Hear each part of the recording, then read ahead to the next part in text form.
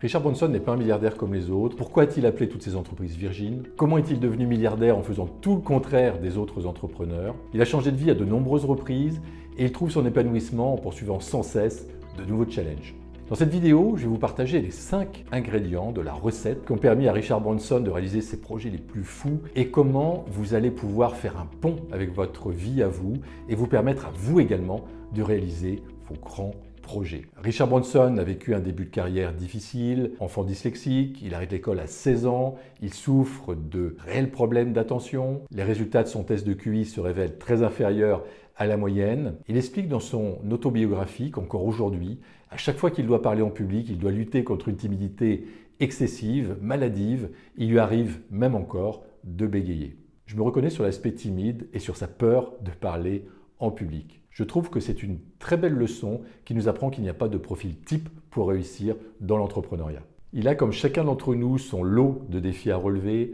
En revanche, il a bénéficié d'une éducation ouverte, aimante. Ses parents lui ont inculqué que tout être humain a le pouvoir de transformer le monde.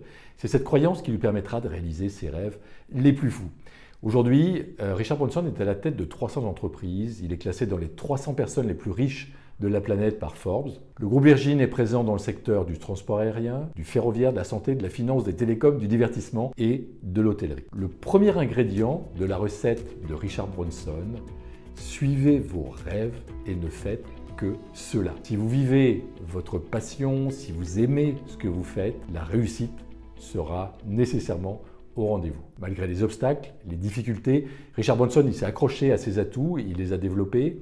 Plus que de chercher à améliorer son talent oratoire, par exemple, il s'est concentré sur ses autres forces. Est-ce que cela vous parle? Est-ce que vous vous concentrez sur vos points forts, sur ce que vous faites le mieux, sur ce que vous aimez réaliser? Deuxième ingrédient, amusez-vous dans tout ce que vous faites. Richard Branson a l'obsession de se faire plaisir en travaillant. Selon lui, ne pas s'amuser, c'est faire mal. Il a écrit « Le plaisir est l'un des ingrédients les plus importants et sous-estimés de toute entreprise réussie ». Lorsque Richard Branson n'a plus de plaisir dans un projet, il passe à autre chose. Avez-vous du plaisir dans vos activités? Est-ce lourd, fastidieux ou au contraire léger et facile? Selon Richard Branson, le secret d'un projet réussi est le plaisir et la passion. Richard Branson nous encourage à cesser de rechercher le bonheur comme s'il s'agissait d'un objectif lointain et difficile à atteindre. Le bonheur, selon lui, est juste devant nous. Il nous faut juste le reconnaître, le saisir. Il nous explique d'ailleurs dans son blog qu'il n'est pas heureux parce qu'il est riche et qu'il réussit, mais c'est exactement l'inverse. Il est riche et il réussit parce qu'il est heureux. Troisième ingrédient, ne cessez jamais d'apprendre. Richard Branson n'est jamais allé à l'université, il n'a pas fait une grande école de commerce ou de gestion, mais il n'a jamais cessé d'apprendre. J'ai remarqué que souvent, les personnes qui ont suivi de longues études n'ont pas de grande réussite entrepreneuriale. Alors si vous avez réalisé de longues études, continuez à apprendre chaque jour comme le ferait Richard Branson. Et si vous n'avez pas fait d'études, rien ne vous empêche d'apprendre au moins une nouvelle chose par jour et de lancer des projets dans des domaines que vous ne connaissez pas bien. Quand vous démarrez un projet, vous pouvez apprendre rapidement. La période d'incertitude actuelle ne doit pas nous empêcher de lancer de nouveaux projets et de saisir les nouvelles opportunités. Le nom de sa marque Virgin n'est pas innocent. Une de ses collaboratrices lui aurait dit « Nous sommes tous vierges en business ». Et voici en 1970 comment la marque Virgin est née. D'ailleurs, à chaque fois qu'il a entrepris sur un nouveau marché, il était vierge. Alors, en complément, Richard Branson nous encourage à sortir de notre zone de confort. C'est le seul moyen de vraiment voir jusqu'où vous pouvez aller. Il ajoute dans son blog « Honnêtement, je peux dire que rien de bon dans ma vie n'est jamais arrivé depuis la sécurité de ma zone de confort. » Quatrième ingrédient, avancer malgré les échecs. Regarder sans cesse en arrière est la pire des choses à faire. Richard Branson a été confronté à de nombreux échecs, dont les déboires de Virgin Megastore, le flop de Virgin Cola, de sa ligne de vêtements, des cosmétiques Virgin Vie, des concessions Virgin Car.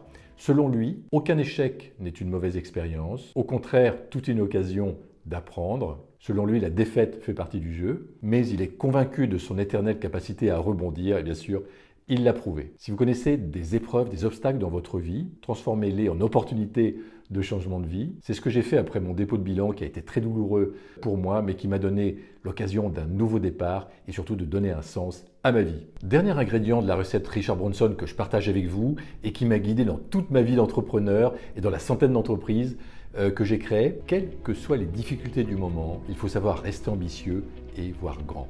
Alors ici, c'est un exemple venant confirmer son conseil, et ça m'a marqué. Pendant la récession de 92, il tente de réunir des fonds pour installer des écrans de vidéo individuels sur tous ses avions. Il ne réussit pas à trouver un financement de 10 millions de dollars.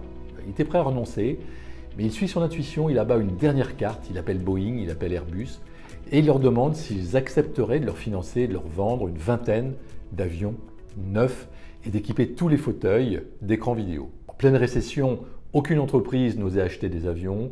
Il s'est aperçu qu'il était plus facile d'emprunter 4 milliards de dollars pour acheter une vingtaine d'appareils que de trouver 10 millions de dollars pour équiper des avions d'écran individuel. Donc, résultat, il s'est trouvé à la tête d'une flotte d'avions flambant neufs, obtenue à un prix imbattable. En cas de difficulté ou de crise, continuez à voir grand et à être ambitieux. Aujourd'hui, toujours en quête de sens, Richard Branson donne un nouveau sens à ses activités en recherchant à défendre l'environnement. En ce moment, il développe des recherches sur les biocarburants, il organise des concours pour réduire les gaz à effet de serre. On voit qu'il n'est jamais trop tard pour défendre une cause ou pour mener de nouveaux projets. C'est ce que réalise en ce moment un autre grand entrepreneur, Bernard Tapie, qui malgré la maladie et les ennuis judiciaires, consacre une partie de son énergie à aider les malades du cancer. Cliquez juste ici pour découvrir son histoire inspirante. Je vous souhaite le meilleur et je vous dis à très bientôt.